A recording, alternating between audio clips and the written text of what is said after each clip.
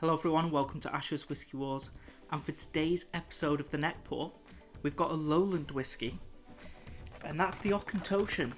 It's the 3 Wood edition. Now this whiskey's bottled at 43%, and it's been matured in a combination of bourbon, olorosso sherry, but also PX sherry cask. So unfortunately no port cask finish in here. That would have been beautiful, I'm sure. But we have got 2 different types of sherry cask in here. I think the presentation packaging's okay. Some of you will know that this is not my first bottle of this whiskey, because I actually included it in my region challenge video as my Lowland pick. Now this was one of the first whiskies that I did buy. I think it might have been the 5th maybe different type of whiskey that I tried. And I was just blown away with it, to be honest. So I bought myself a bottle, but I drank this way before I started my YouTube channel. So that's why you've not seen it. So the thing for me is, it's not will I like it or not. The question actually is, will this be as good as I remember? Because this was at the start of my whiskey journey.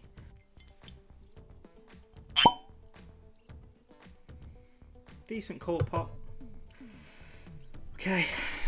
This is a pretty nice moment for me, but I am a little nervous. Hopefully this whiskey is as good as I remember, because that has happened to me with a couple of purchases that I made last year. They weren't as good as what I remembered.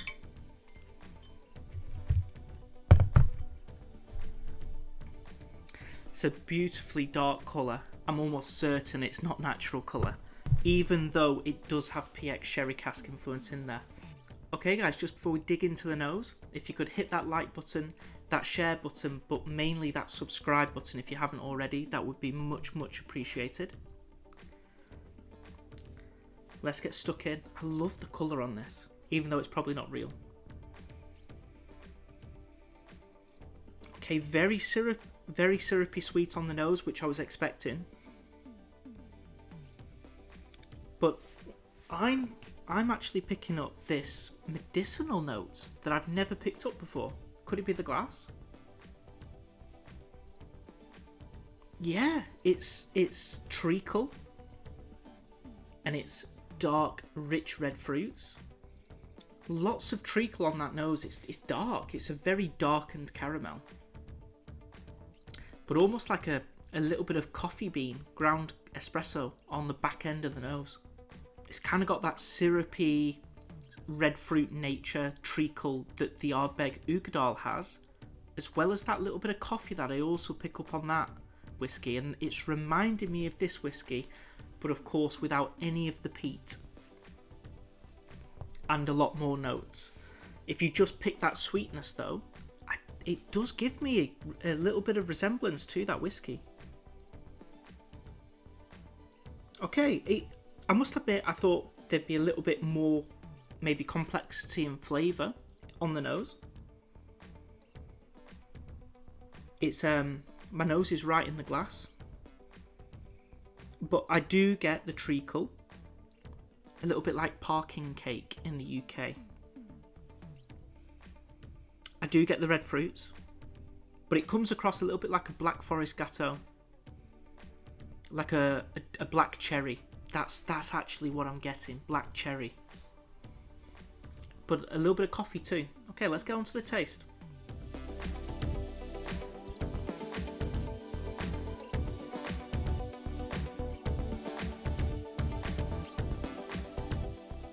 Honestly, I'm not really picking up anything else on the taste. The nose is exactly the same as the taste, which interests me because normally I do get a note or two that's different or extra on the taste.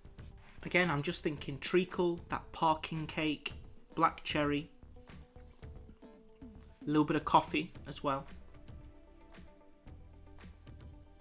A bit of red wine too. It's got that red wine feel, and it's giving me blackcurrant. That's the red wine feel that I was getting. That black cherry, that darkened Black Forest Gâteau style. A little bit of blackcurrant. So again, it's that really dark fruit.